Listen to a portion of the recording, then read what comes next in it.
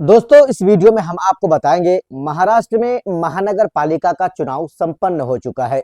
चुनाव के परिणाम भी आ चुके हैं और चुनाव के परिणाम इस तरह से चौंकाने वाला होगा, किसी को ये जानकारी ही नहीं थी। चाहे वो नेशनल टीवी हो, चाहे वो सोशल मीडिया हो या फिर कोई भी इन्फ्लुएंसर हो, सब के सब इस रिजल्ट को देखकर हक्का बक्का रह गए, क्योंकि किसी को भी ये अनुमान नहीं था कि ओवैसी की पार्टी ऑल इंडिया मजलिस इत्तेहादुल मुस्लिमीन इस तरह से धमाकेदार अपना प्रदर्शन करेगी। लेकिन साथियों, आपके चाहने और ना चाहने से, मेरे चाहने और ना चाहने से क्या होता है, होता तो वही है जो मंजूर खुदा होता है। फाइनली साथियों, चुनाव संपन्न हुआ, रिजल्ट सामने आई और ऑल इंडिया मजलिस इत्तेहादुल मुस्लिमीन पार्टी जितनी सीटों पर चुनाव लड़ी थी, यानी कि तकरीबन 29 महानगर पालिकाओं में 13 महानगर पालिकाओं में ओवैसी साहब अपना उम्मीदवार उतारे थे।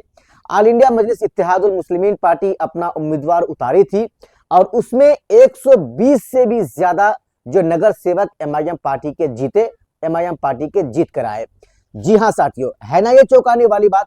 इस बीच में दो तीन ऐसी बातें सामने आई है, जिन तीनों बातों को मैं आपको बताऊंगा तो आपके समझ में आ जाएगा कि आखिर महाराष्ट्र ही नहीं बल्कि पूरे हिंदुस्तान के अब मुसलमान ओवैसी की ओर क्यों दौड़ा खींचा चला जा रहा है।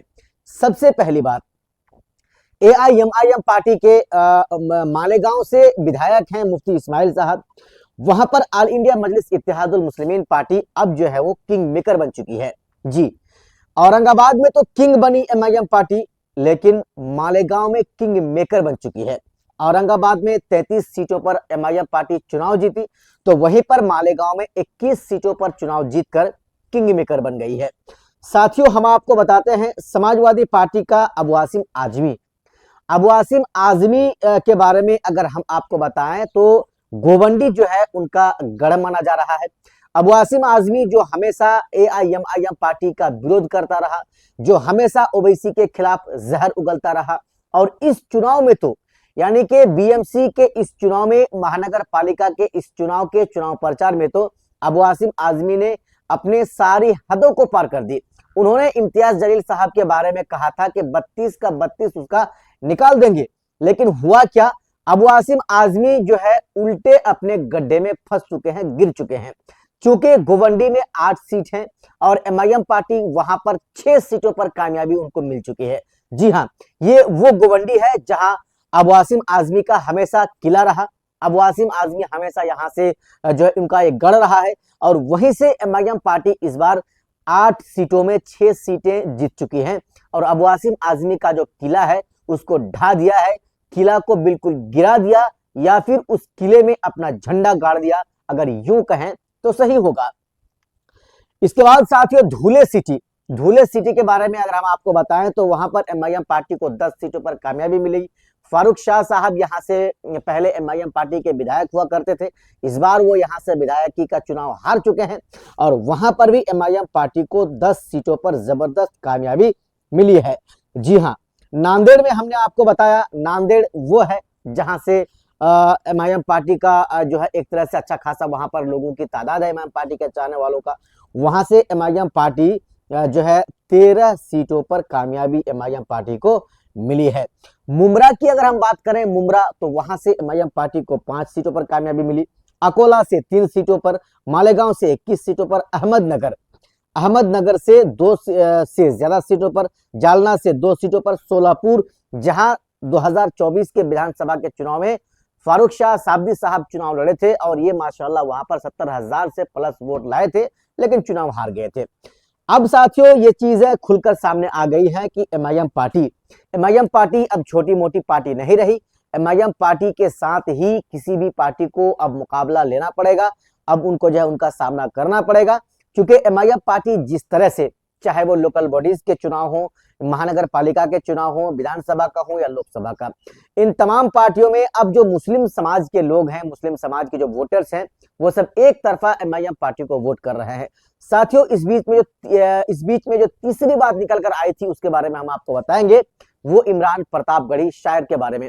इमरान प्रतापगढ़ी शायर जो एमआईएम पार्टी को लेकर बुरा भला हमेशा से कहते हैं, इस बार के जो चुनाव प्रचार में भी वो हमेशा जो है वो करते रहे, लेकिन ये इमरान प्रतापगढ़ी को इस तरह से कांग्रेस पार्टी वाले इस्तेमाल कर रहे हैं, इकरा हसन को इस्तेमाल कर रहे हैं। इन लोगों के समझ में ये बातें नहीं आती हैं कि आखिर इन सब इलाकों में या इन सब चुनाव में राहुल गांधी चुनाव प्रचार के लिए क्यों नहीं आते, अखिलेश यादव चुनाव प्रचार के लिए क्यों नहीं आते, प्रियंका गांधी क्यों नहीं जाती, ये सोनिया गांधी क्यों नहीं जाती। यानी कि ये इन मुसलमानों को सिर्फ इस्तेमाल कर रहे हैं और ये मुसलमान हैं जो उनकी नीयतों को समझ नहीं पा रहे हैं। मुसलमानों के गढ़ में इन लोगों को भेजा जाता है ताकि मुसलमानों को ये बहका सके, ओवैसी के रास्ते से मुसलमानों को निकाल सके। लेकिन अब हिंदुस्तान का मुसलमान हो, चाहे हिंदुस्तान के किसी भी राज्य का मुसलमान हो, अब सब आहिस्ता आहिस्ता एक किनारे की तरफ जा रहा है। ऐसा मैं नहीं, ऐसा जो है परिणाम जो सामने आ रहे हैं वो बतला रहा है। चूंकि ओवैसी मुसलमानों के लिए खुलकर बोलता है, ओवैसी मुसलमानों के साथ साथ दलितों के लिए, अति पिछड़े लोगों के लिए खुलकर बोलता है। लोकसभा में हो या विधानसभा में उनके भाई अकबरुद्दीन ओवैसी साहब हो, ये सब बोलते हैं। साथियों, आप जानते हैं कि एमआईएम पार्टी एक ऐसी पार्टी बनकर महाराष्ट्र में उभर चुकी है, खास करके इस लोकल बॉडीज के चुनाव में, वो आप सोच ही नहीं सकते हैं। भारतीय जनता पार्टी के बाद सबसे बड़ी पार्टी महाराष्ट्र की एमआईएम पार्टी बन चुकी है। और एमआईएम पार्टी इसलिए भी बनी है क्योंकि एमआईएम पार्टी के पीछे आम जनता का सपोर्ट है, आम जनता का प्यार है। साथियों, इस खुशी में जिस तरह से औरंगाबाद के पूर्व सांसद इम्तियाज जलील साहब ने जो है इस खुशी में हिस्सा लिया, इस जीत की खुशी का इजहार किया, वो साथियों देखने लायक बन रहा था। असदुद्दीन ओवैसी साहब भी अपने जीते हुए सभी उम्मीदवारों को जो है शुभकामनाएं दिए अकबरुद्दीन ओवैसी साहब की भी तरफ से। और जहां तक जितने भी लोग एमआईएम पार्टी के चाहने वाले थे वो सब खुश हैं, चाहे वो अबू आसिम आजमी को नफरत लगे, खराब लगे, अच्छा लगे, इससे वहां के मुसलमानों को कोई फर्क नहीं पड़ता।